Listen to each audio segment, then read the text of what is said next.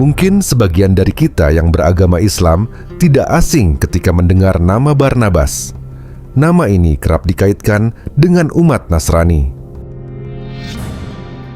Barnabas dikenal sebagai salah satu murid atau pengikut Nabi Isa atau Yesus, yang juga berperan sebagai pencatat ajaran dan perkataan beliau.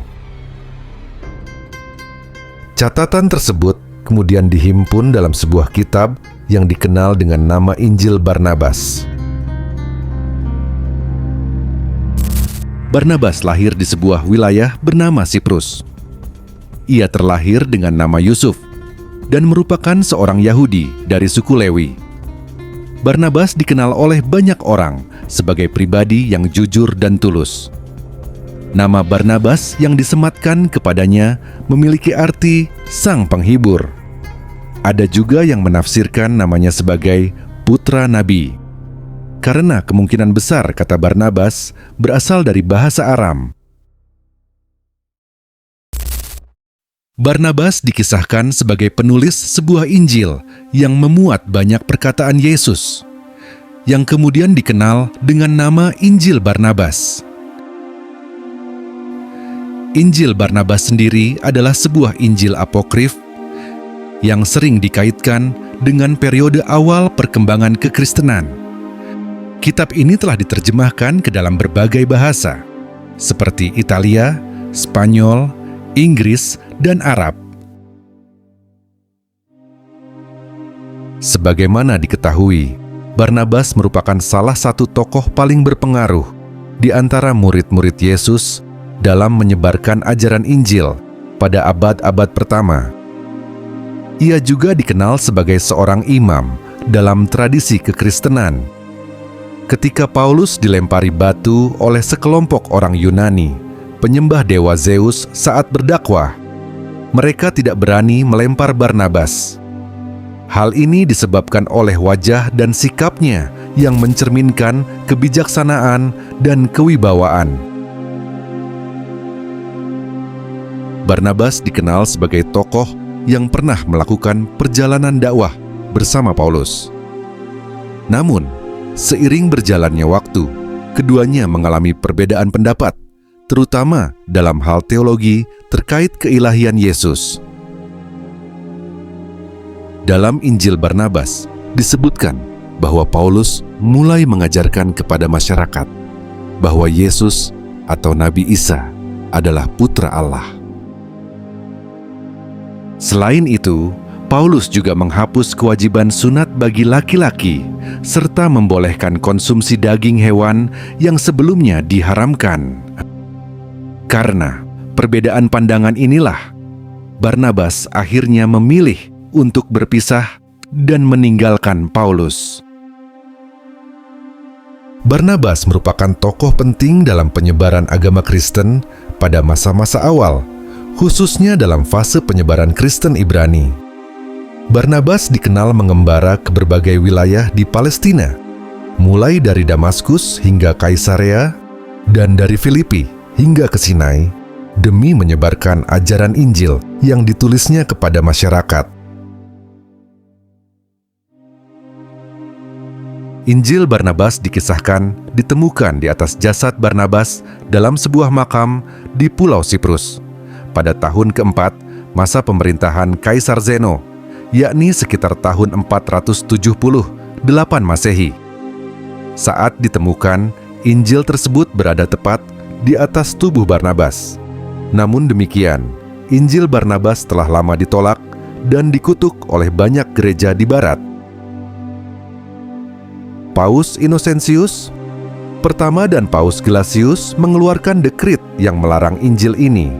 Bahkan dalam dekrit Gelasius secara eksplisit dinyatakan bahwa Injil Barnabas termasuk kitab terlarang.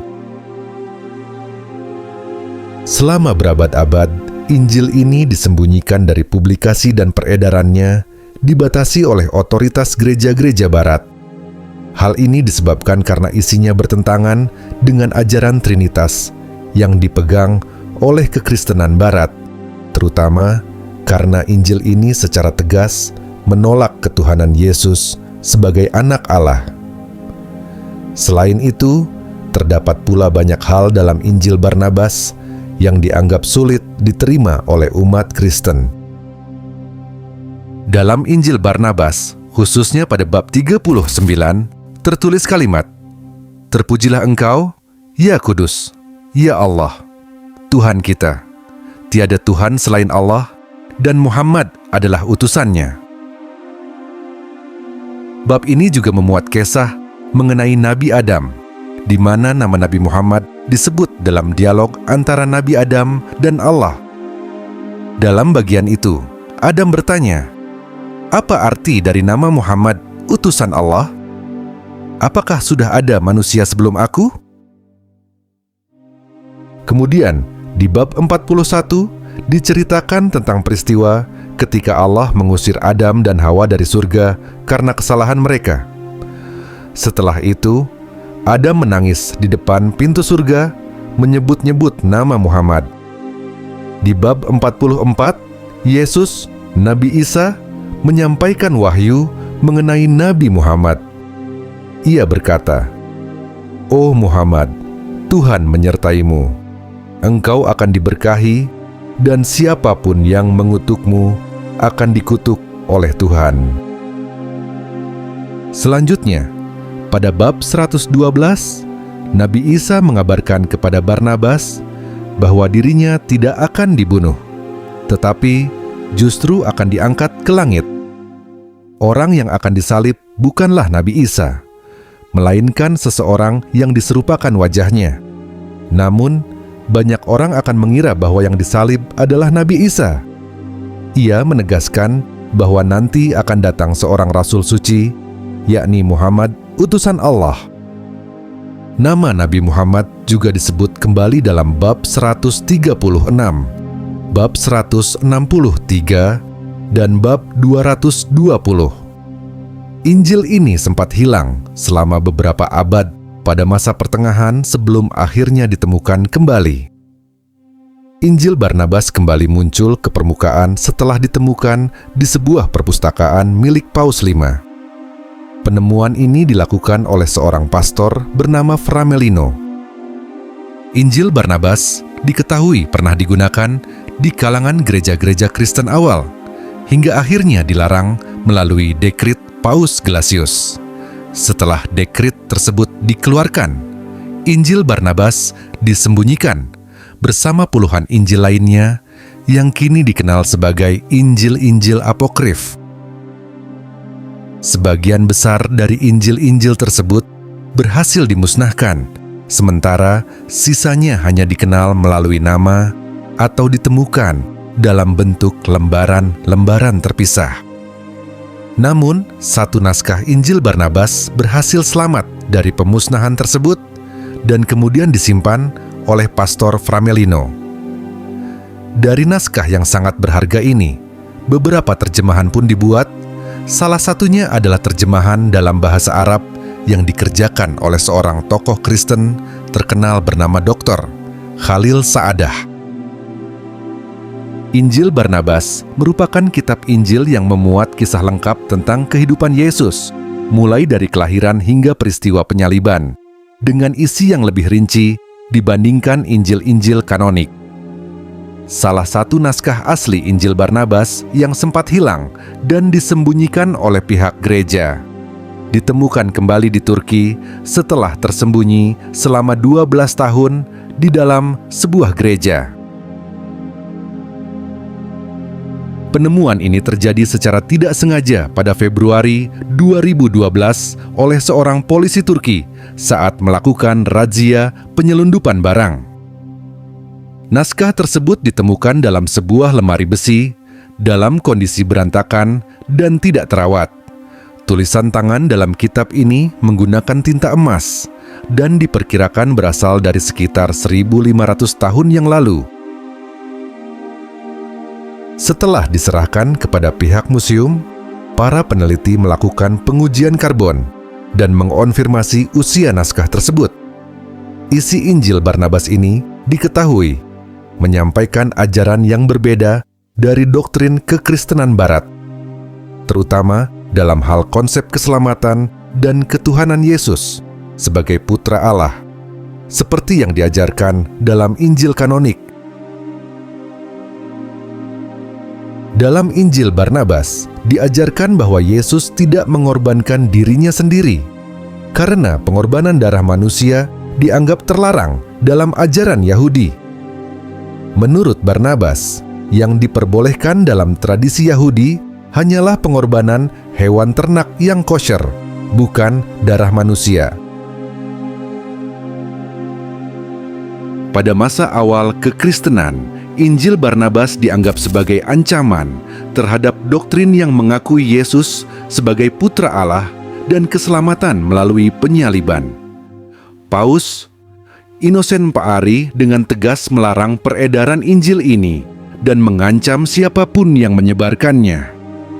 Banyak pengikut ajaran Injil Barnabas yang terbunuh, sementara kitab-kitab mereka dibakar dan dihancurkan karena mereka meyakini bahwa Yesus tidak wafat atau menumpahkan darahnya sebagai bentuk pengorbanan, seperti yang diajarkan oleh Paulus. Barnabas menulis Injil tersebut atas permintaan Yesus sendiri, agar para murid memiliki pegangan yang benar. Barnabas dikenal sebagai salah satu murid yang paling cerdas dan dekat dengan Yesus. Dalam Al-Quran, Surah Al-Maidah, ayat 111, disebutkan bahwa para Hawariyun, pengikut setia Nabi Isa, adalah mereka yang patuh kepada seruan Allah.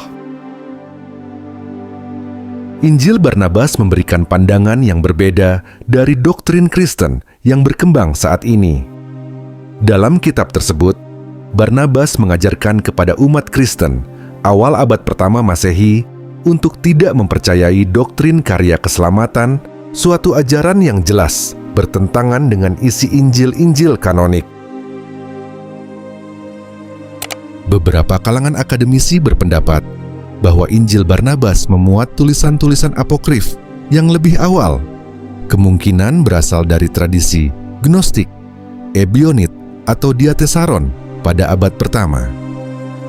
Dalam naskah ini, Barnabas mengaku bahwa penulisan Injil tersebut merupakan perintah langsung dari Yesus sendiri. Isi Injil ini juga dinilai memiliki alur cerita yang lebih lengkap dibandingkan keempat Injil kanonik yang umum dikenal. Pada tahun 2012, pihak berwenang Turki menemukan naskah asli Injil Barnabas yang ditulis dalam bahasa Aram dan kini disimpan di sebuah museum di Turki.